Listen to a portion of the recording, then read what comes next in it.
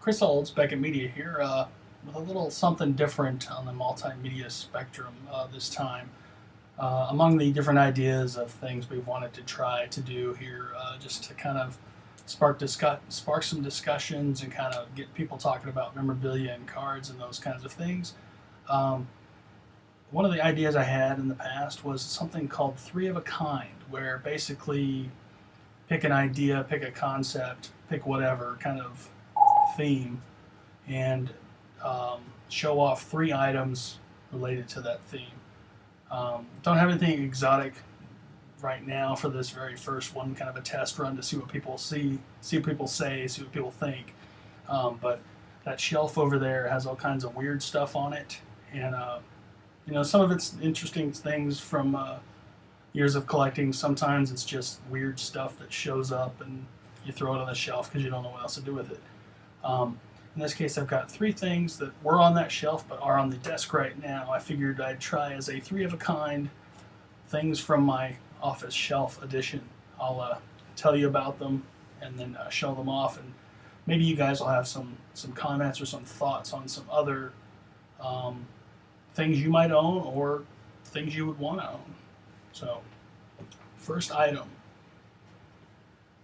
This is a 1989 Topps Big from the Topps Vault, the original artwork for the card of Jose Canseco. So at the bottom there in my little frame here, I've got the actual pen ink drawing, and above it is a pair of cards, the front and the back. Obviously it's not colored, but the Topps Vault routinely sells items like this on eBay.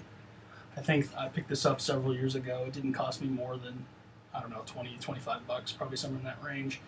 But for a player who I collected heavily as a child and in the previous years, I thought it was a cool item. So there you go. My first three of a kind, the Jose Canseco original art.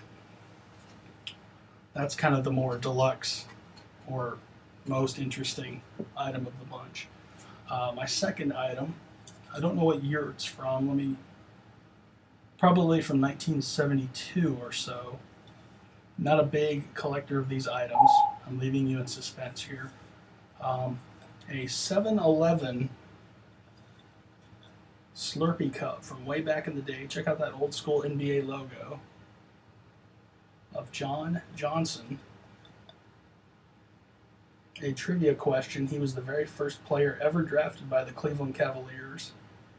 I think he was, fifth or seventh in the draft in 1970. It's 1970.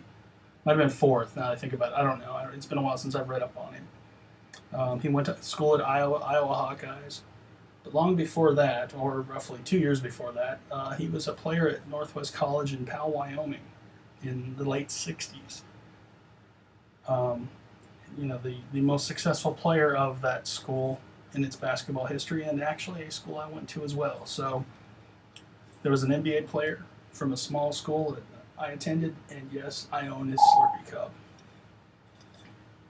That's some serious hardcore eBay memorabilia, chunk memorabilia that I like it. Picked it up years ago. I think it probably cost me 10 bucks. The final three of a kind item is this little test run here to see if I can keep you guys interested. Is a little item from Steiner Sports. Picked it up for about $35 at the most. It is fully certified. It's got a little sticker on the back.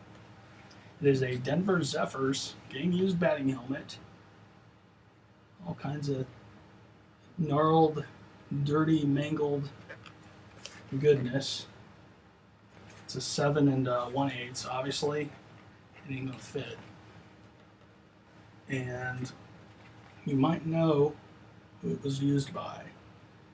If you collected cards in the mid to late 90s, you might remember a guy who was supposed to be a can't-miss prospect for the Pittsburgh Pirates by the name of Chad Hermanson.